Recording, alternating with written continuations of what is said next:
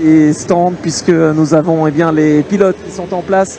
Les pilotes qui vont donc devoir affronter les conditions, à la fois les conditions météorologiques un petit peu humides et puis eh bien tout simplement affronter cette nuit. Mais c'est ce qui fait le charme, mesdames et messieurs, cette nuit Mancel qui va donc eh bien être le théâtre de cette course numéro 2. Une grille inversée, un petit peu de pluie, des conditions nocturnes. Je pense qu'on a un cocktail effectivement pour vous offrir du spectacle. Ça c'est une certitude. On va voir ce que ça va donner. Est-ce que Montagne peut encore être au rendez-vous puisque Yorick Montagne est en première ligne de grille de départ aux côtés de José Sousa. Alors Yorick, un petit mot évidemment avant le départ de cette course. C'est bien, on t'a réservé pas mal de petites surprises avec notamment un petit peu de pluie. C'est vrai, tu vas maîtriser ou pas? Parce que c'est ton père qui aimait bien le rallye et le drift. Toi c'est bon, tu maîtrises aussi? Moi j'aimais bien, mais lui visiblement il aime moins. Donc on a voulu juste essayer tout à l'heure là, et je pense que les réglages ne sont pas trop adaptés. Ah oui, alors dans ce cas-là, qu'est-ce qu'il faut faire? Il faut assouplir un petit peu le camion, on essaie d'avoir quelques réglages différents, mais d'un autre côté, pour demain, ça sera peut-être des conditions différentes, donc pas facile finalement cette stratégie. Ah ben chaque course est différente, hein, donc après on règle en fonction. Là c'était un peu un pari, savoir s'il pleut, il pleut pas, on est entre deux. On va bien voir ce qui se passe. Bon.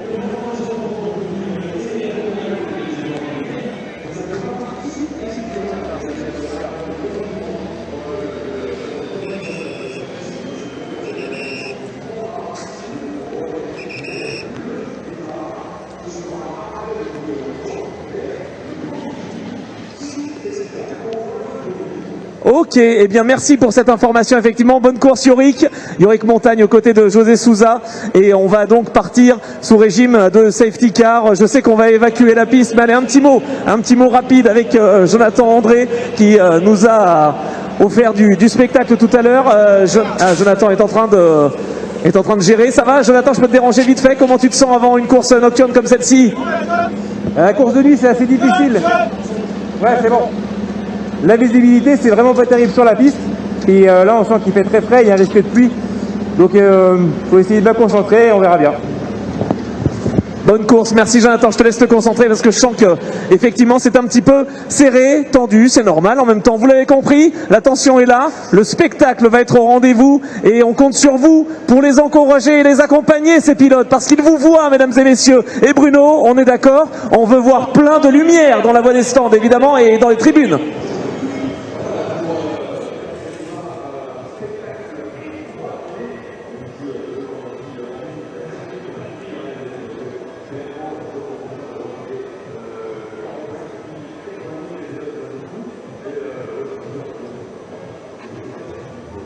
En tout cas, sur les images, ça donne. Hein. C'est vraiment génial sur les images. C'est juste magnifique. Allez, les pilotes vont partir dans un tout petit instant pour le tour de lancement. On va vous rappeler les forces en présence. On va commencer par le bas de la grille avec alors le 74 qui serait manifestement le pilote. On va quand même retrouver Fabien Calvé en suppléant, Fabrice Chéniaud qui sera éventuellement suppléant. Oui, rappelons qu'on n'a que 29 places sur la grille, donc il est là parce que si jamais il y en a un qui part pas, il partira au dernier moment. Hein, s'il y en a un qui a un incident, et ça peut arriver dans le tour de formation. On l'a vu tout à l'heure, hein, d'ailleurs, juste dans le tour de chauffe, on a vu que ça peut arriver. Voilà, mais vous savez, la règle est simple. On a une homologation pour 29 camions, donc 29 prendront le départ et il y aura le 30e qui regardera malheureusement depuis les stades. Alors la 15e ligne de la grille de départ avec Kevin Bassanelli numéro 11 qui pilote le DAF du team CCC. La 14e ligne de la grille sera avec Céline Miral, la 77, et Tom Verdier numéro 42. La 13e ligne avec Dimitri Trevet numéro 30 avec Nathan Defaille numéro 18. La 12e ligne de la grille de départ avec Guillaume Machecourt numéro 58 et Enzo Neel numéro 88. 11e ligne de la grille avec Pierre Huel numéro 64 avec Anthony Romé. 10e ligne de la grille, c'est Florian Signe numéro 19 qui va l'ouvrir avec Xavier Fouché numéro 23 à ses côtés. 9e ligne, la grille apparaît également sur vos écrans avec Fabien Neel qui aura Guillaume Martin comme voisin au niveau de la 9e ligne de la grille de départ. La 8e avec Jennifer Janiek, un très bien placé. Romain Rivals qui sera son adversaire numéro 17 au niveau de la composition de la 8e ligne. La 7e avec Lucas Rivals, numéro 15, et Patrick Châtelain, numéro 31, qui est donc le pilote qui complétera la 7e ligne de la grille. La 6e avec Antoine Languillin, numéro 95 pour l'ouvrir, et Elder Rodriguez, numéro 48. La présence également au niveau de la 5e ligne de la grille d'Aurélien Ergot, numéro 68, et de Mathieu Bernard, numéro 89. 4e ligne de grille avec Théo Calvé et Lionel Montagne. Top 8 inversé. Le vainqueur de la course 1, Lionel Montagne, numéro 3, est donc 8e. Et son voisin de grille, 4e ligne, est le 2e de la course 1, en l'occurrence Théo Calvé. 3e ligne de la grille de départ, Louvre Raphaël Souza, numéro 21, avec Thomas Robineau à ses côtés. On va retrouver également toujours au niveau de la composition de cette même ligne de grille, la ligne 2, Jonathan André, numéro 44, Anthony Robineau, numéro 7 pour l'ouvrir. Et donc la première ligne de la grille, alors que le pace track est parti, il y a José Souza qui hérite de la pole et Yorick Montagne qui est son adversaire, voisin en tout cas de la première ligne. Fabien Calvé. En tout cas, ça nous présage du beau spectacle, hein, parce que tout ce beau monde déjà rouler sous conditions de nuit, c'est pas facile, mais rouler sous conditions de nuit avec la pluie, ben ça c'est inédit, parce que je crois que c'est une première. J'ai l'impression, alors je dis bien c'est une impression, Tony Drevet va peut-être pouvoir nous le dire s'il est encore dehors avec un chef, qu'il pleut un petit peu moins. Vrai ou fausse impression? J'ai l'impression que ça a un tout petit peu cessé. Et peut-être qu'Anthony, là, dans les étages, ne peut pas nous le dire. J'aurais envie de dire ça. Alors, il ne faut pas que ça vous paraisse provoque, hein, pour vous qui êtes à l'extérieur. Là, clairement, au niveau du bâtiment, apprécier l'intensité avec laquelle la pluie peut tomber n'est pas toujours chose aisée. Quoi qu'il en soit, la piste est surface. Il y a ce grave milieu qui a évidemment des mots comme des conditions précédentes. Tout ça, ça fait partie des paramètres à gérer. C'est magique. C'est le vent.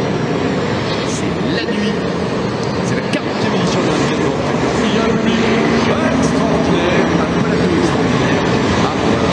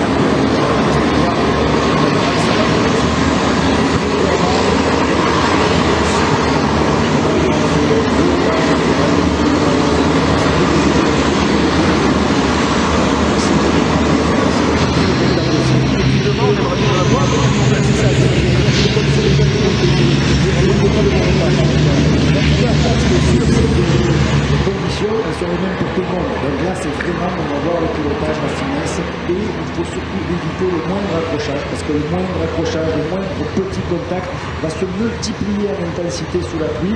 Autant sur le sec, on arrive des fois à rattraper un peu le camion, on fait un peu équilibriste, autant sous la pluie, on l'a vu tout à l'heure dans le tour de lancement, hydraulique c'est le 360. Et là, dans ces conditions-là, la moindre perte de révérence, c'est demi-tour et reparable.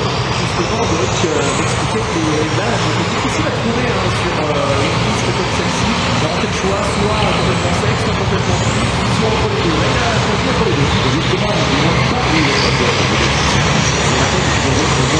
c'est pas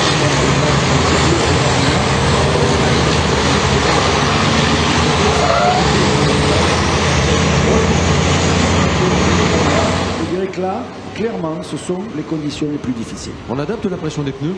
Exactement, on adapte la pression des pneus. Ils ont même le droit de le faire sur la grille si ça change. Et on vient, dans ce cas-là, baisser la pression. On vient énormément baisser la pression de façon à répartir au mieux. Et bon, je rappelle quand même pour nos amis du public qu'il n'y a pas de plus. On n'a pas pu changer comme un janvier. Ah oui, il change, déjà le plus Pas de zone de... qui passe 3 quarts d'heure dans les stands. Non, il n'y a pas de pneus pluie. On a 6 pneus identiques, à l'avant comme à l'arrière. Et on a une seule gomme. Il n'y a pas d'urtan, machin, il y a une seule gomme. Donc je dirais que là, tout le monde est en condition d'égalité parfaite. Maintenant, les réglages et le talent du pilote sera la différence. Ça inspire quoi ça avec des mécaniciens qui changent leur roue Bonne idée. C'est jamais le pace truck est rentré. Information, le pace truck est rentré. Donc, en théorie, on est ouvert à tous les postes et à partir de là, on pourra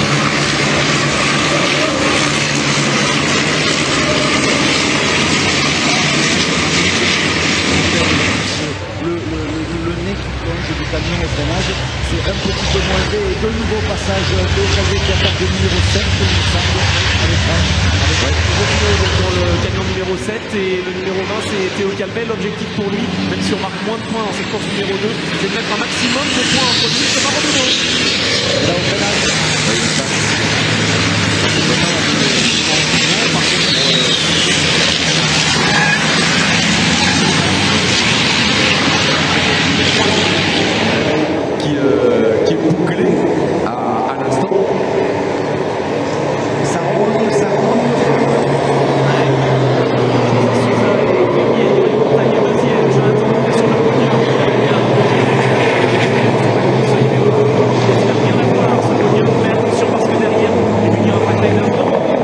Souza a été au café.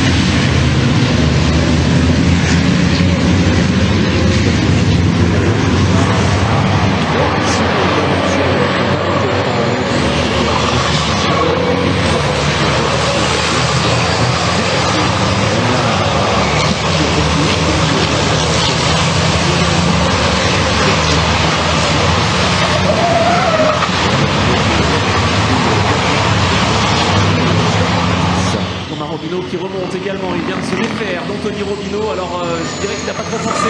Anthony Robino a peut-être laissé passer aussi, mais c'est normal, hein, ça fait partie de la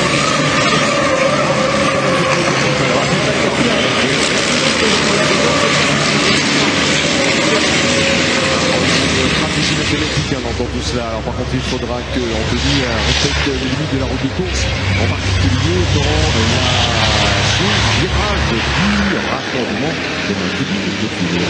Et il est allé un petit peu à l'extérieur pour résister justement à Théo Calvet tout à l'heure en touchant un marqueur.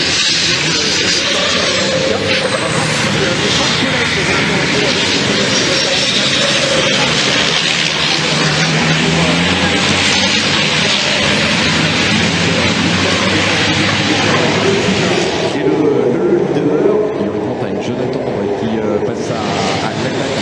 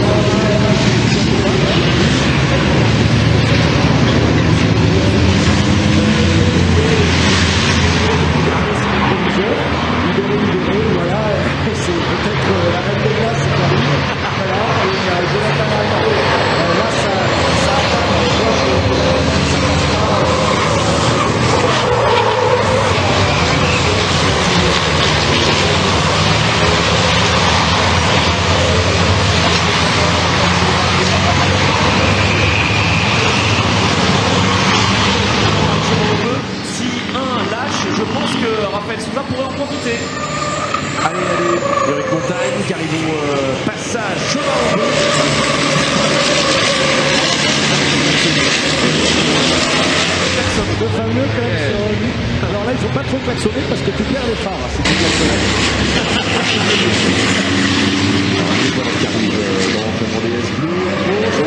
C'est Raphaël qui est en train d'attaquer Jonathan André. Extérieur, intérieur. C'est à faire. Il résiste, il essaie d'écarter au maximum, il a envie de tirer RAS, évidemment, Jonathan André, mais derrière, il y a quand même du boulot pour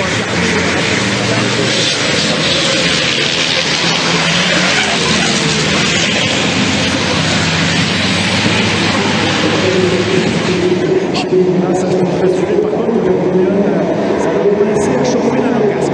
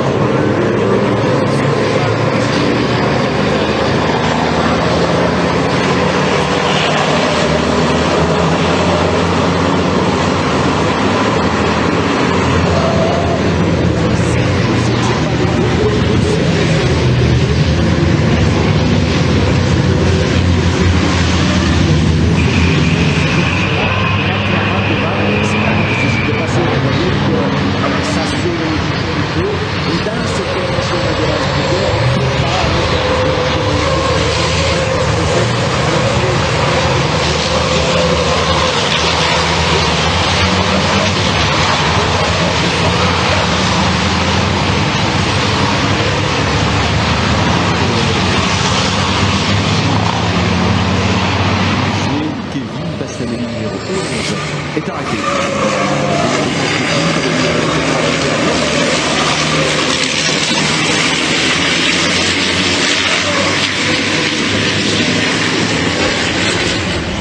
Il va y avoir du boulot, normalement, dans l'équipe de course.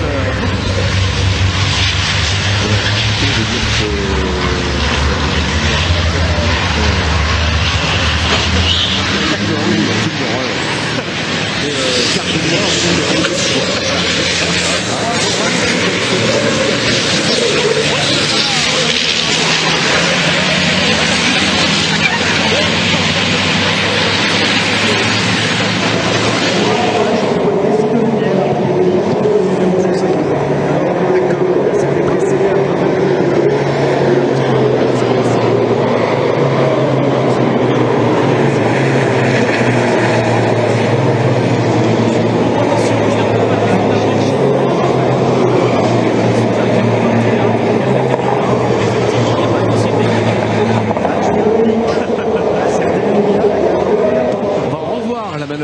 c'est pas ce virage du raccordement. Alors, vire assez large quand même. Voilà, il s'était Oui, quand même rappelle loupé ça. à la base. Hein. Il faut quand même revoir sur l'image. On voit qu'il freine très tard. Il sort à l'extérieur. Et là, Théo ne prend Voilà. pas appui non Il plus n'y a, hein, sur pas Raphaël de aussi. contact là. Fait, pas vu de contact. En tout cas, il y a un freinage. Il est évité. Voilà. Ah, c'est bien géré.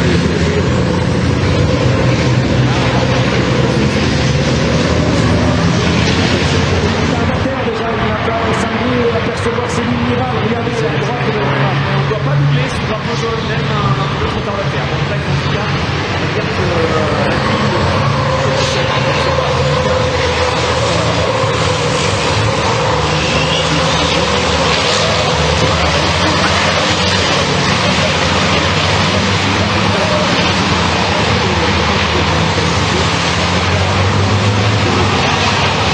il y a un podium en jeu.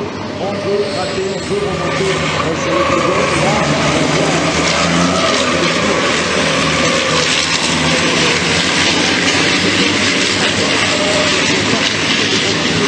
Et là, plus de temps sur cette première partie de course. On a vu que ça bougeait un peu. Et là, maintenant, il s'est cravaché pour le Attention, il y a plusieurs drapeaux avertissements qui ont été passés à Théo Calvé quand même, hein, Fabien, on va dire. N'est-ce pas, monsieur Calvé, que l'on dit. Ah non,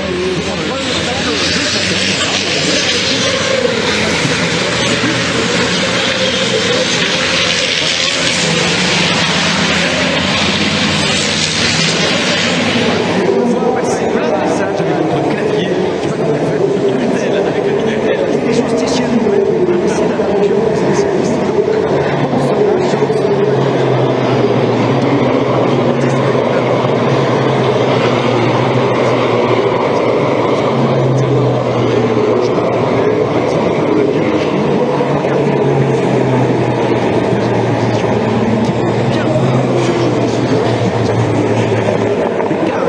Se réduire dangereusement pour le leader.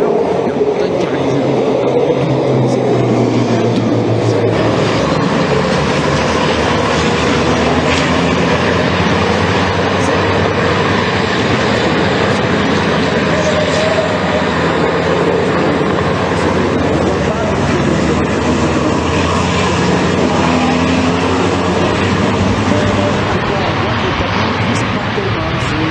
Ça reste stable sur le freinage.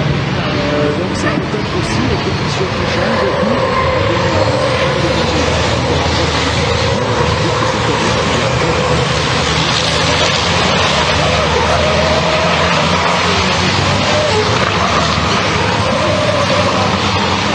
C'était la réelle, on nous écoute donc du côté de la régie. On peut faire un petit zoom quelque part, c'est sur un projecteur de lumière, juste de savoir si, alors que le 88 est arrêté, savoir s'il pleut ou pas. Alors, d'abord, le passage de Lucas Rivals sur Mathieu Bernard. Et le 88, c'est le jeune Enzo Méel qui, malheureusement, est en difficulté. Alors, par contre, là, c'est le T1, ça veut dire que c'est l'avance de la balade. C'est là, au niveau des attaques. Il va falloir faire très attention parce que si la zone est sur le drapeau jaune, c'est vrai que là-bas, on fait silence, on va tout faire de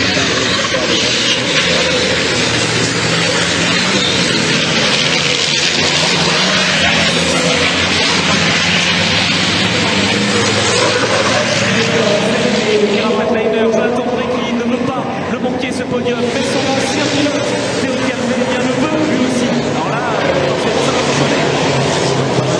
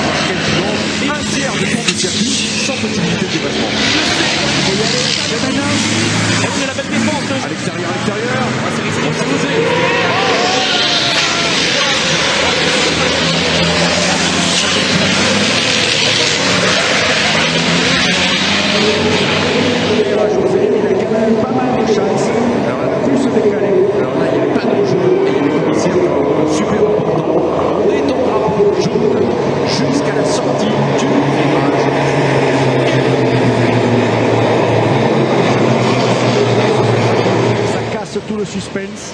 Oh là là, et on revoit les circonstances. Ah ouais. Et c'est Châtelain, oui, avec Romain Rivals. Ah, c'est chargé aussi.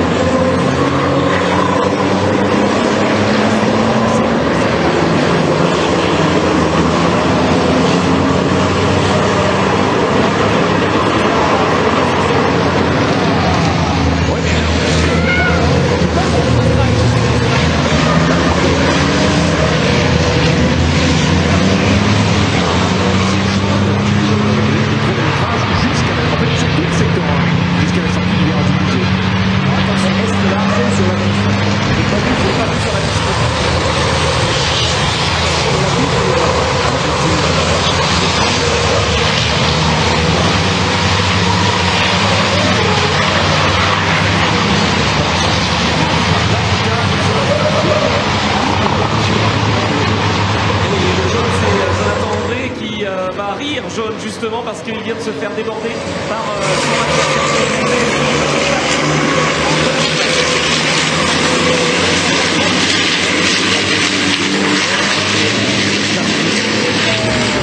Sur largeur, également au niveau DS bleu, et trop d'avance par rapport au pilote en course. Ça ne devrait pas Allez, attention, il revient le montagne peut-être ne pas commettre d'irréparable. Attention ici, on sait que ça glisse à l'extérieur, peut-être recroisé.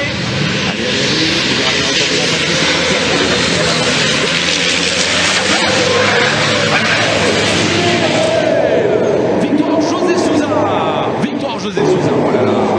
157 millième. Moins de 2 dixièmes d'écart. Voilà les courses de camions sous.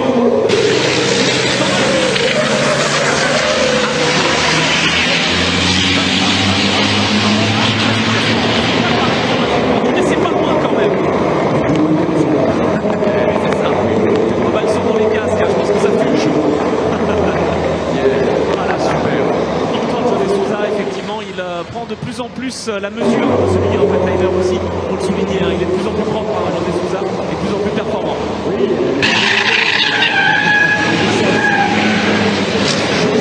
En tout cas, le vainqueur de cette course de nuit avec Yuri Montagne qui termine 157 millième. Troisième place pour Théo Calvé. J'ai quand même une information sur le jeu. On n'a pas été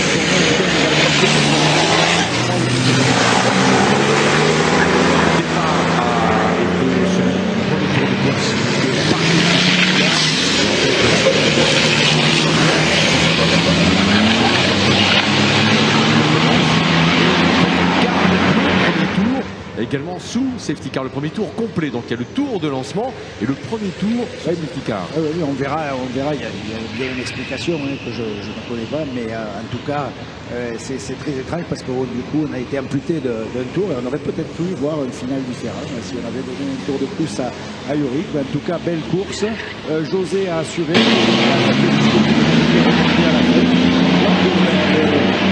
Il fonctionne, ça fonctionne. José Sousa gagne de Théo Calvé, troisième, quatrième Raphaël Sousa, cinquième de Navarro, sixième, septième place pour Anthony Robillon, huitième place pour le deuxième remplacé Lantia, la onzième pour Lucas Rivals, la deuxième pour Mathieu Bernard, la treizième pour Patrick Bertrand, la quinzième pour Fabien Réel, la seizième pour Julien Calvé, dix-septième place pour Anthony Robillon, la deuxième place pour Dieu Martin, la deuxième place pour Anthony Piquet, la deuxième position pour Guillaume Bachecourt, 22e place Pierre Huel, la 22 pour Tom Verdier, la 23 pour Romain Rivals, la 24e pour Romain Détail, la 37e position pour la 27e place générale, la 28e place Enzenel, et pour collecte le tableau, Kevin Passanelicia.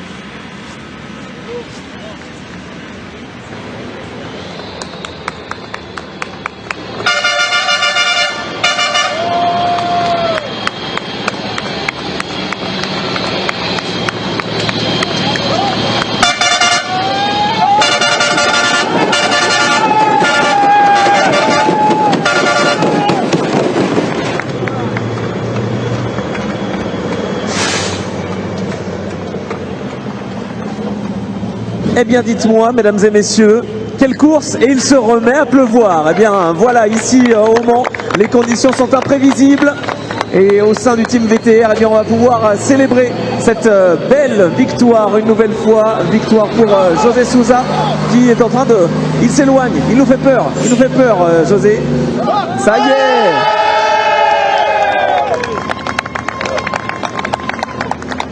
Très très belle lutte en tout cas, et on va les retrouver, on va le laisser célébrer d'abord quand même. Il va directement vérifier son camion. José, bravo, allez, je te laisse célébrer avec ton équipe. Bravo. Victoire de l'équipe VTR. Vous voyez ce que ça représente de s'imposer debout ici au Mans. Eh bien voilà, on est heureux et ils peuvent être fiers du travail effectué. Il fallait trouver les bons réglages, trouver ses marques également. Bravo José, victoire de nuit au Mans. T'en rêvais, tu l'as fait? Oh, c'est sympa, je suis bien parti, j'ai tenu bien le rythme, ça payait quoi. C'était très bien. C'était facile ou pas? Non. Non, c'était dur, c'est dur. C'est très très dur parce qu'il derrière ça pousse. Et il fallait prendre un peu d'avance, sinon c'est chaud à la fin. Et ben bravo. Très bien, j'ai fait une belle course. Et bravo à l'équipe VTR, et tu es fier et on est fier de toi. Bravo José Souza qui s'impose face à Yorick Montagne qu'on va retrouver. Je crois qu'il peut être quand même fier de ce qu'il a fait parce que il a vraiment tout tenté, il a été au rendez-vous, il nous a enthousiasmé cette belle course. Yorick, on sentait la tension avant cette épreuve, t'as tout tenté, ça est resté propre, c'était parfait, il y a eu cette attaque et puis une petite perte d'adhérence, mais franchement t'as tout donné. Ouais, de toute façon c'est un peu comme à mon habitude, j'essaye d'être le plus propre possible. Voilà, donc je voulais faire une course très propre, j'ai mis un peu de temps à me réveiller. Il a fallu que Jonathan vienne me titiller un peu pour que je me remette dedans, et puis après j'ai réussi à revenir. Ça a été dur de revenir sur José, il fait une très belle course, et puis à la régulière, à propre, ça passait pas. T'aurais bien demandé un tour de plus quoi. Et je pense que 1, 2, je pense que là j'avais une petite ouverture. Bon, en tout cas, les réglages sont bons chez Aravis. Ce week-end, un podium pour Lionel, un podium pour toi. Bon, demain, on améliore le tout. On fait 2 victoires. Écoute, apparemment, on a même le record du tour. Donc, bon, bah, voilà, on va déjà profiter de ça. Et puis, demain est une nouvelle journée. Bravo, Yorick. Bravo. Félicitations pour cette course et pour eh bien cette belle remontée là aussi. Un petit mot avant de retrouver les temps forts avec Théo Calvet, bien évidemment. Théo qui eh bien l'a eu ce podium. À chaque fois, les Bulgara Freightliner sont en forme de nuit. Il n'y a pas eu de victoire cette fois, tu t'y étais habitué, nous aussi. Mais franchement, quelle remontée hein, depuis la 7e, la 8e position. Enfin, c'était magnifique. Attends. José il est trop excité. Et ouais c'était une belle course, je suis content. Bon malheureusement départ safety car c'était peut-être pas nécessaire parce que franchement la piste était sèche. Mais bon c'est pas grave, au moins on a pu se battre comme il faut sur la piste. Et voilà c'est pas facile. Et puis ça ferme vraiment bien les portes, donc même quand on est à l'intérieur, et des fois ça passe pas trop. Mais là franchement je suis super content. C'était une belle course P3, belle remontée, je suis content, devant ça roulait fort, c'était compliqué d'aller chercher la victoire. Et encore des points repris au championnat. Ouais c'est ça, de beaux points, je suis très content. Merci et bravo Théo Calvet donc sur ce podium ici au Mans. On va aller retrouver eh bien Lucas Rivals, tiens, parce que chez les juniors il y a de la bagarre aussi. Les Renault se montrent. Lucas, j'ai l'impression que tu t'es donné à fond pendant cette course. Ouais, on a fait le maximum. On a fait un pari sur les réglages. Ça m'a fait un peu galérer sur les 2 premiers tours, je perds un peu de temps, mais après une fois que le camion a marché, là c'était génial, je me suis régalé, j'ai pu remonter comme il faut. Malheureusement il manque pas grand chose pour atteindre Antoine et la première place, mais bon c'est comme ça qu'on apprend. Et puis j'allais dire, avec cette saison qui a été difficile depuis le Castellet, c'est quand même un très très bon résultat d'ensemble et c'est positif évidemment pour la suite. Et tu me vois venir pour arriver à Albi évidemment dans quelques semaines. Ouais c'est sûr, avec le début de saison qu'on a eu catastrophique on peut le dire. On a plus abandonné que ce qu'on a fini des courses. Finir les 2 courses aujourd'hui sans encombre, faire des belles performances, trouver les bons réglages, ça fait du bien pour le moral, pour toute l'équipe, pour tous les mécanos qui travaillent jusqu'à tard le soir sur tous les Grands Prix. Et voilà, maintenant nous cette année on sait que la saison elle est jouée malheureusement pour nous. Donc on continue à peaufiner les réglages et essayer de progresser et se faire plaisir et faire plaisir aux mécanos et à toute l'équipe. Et tu nous as fait plaisir. Merci, bravo Lucas. Et on va donc maintenant eh bien, se refaire quelques temps forts de cette course. Il y en a eu et on se retrouve sur le podium.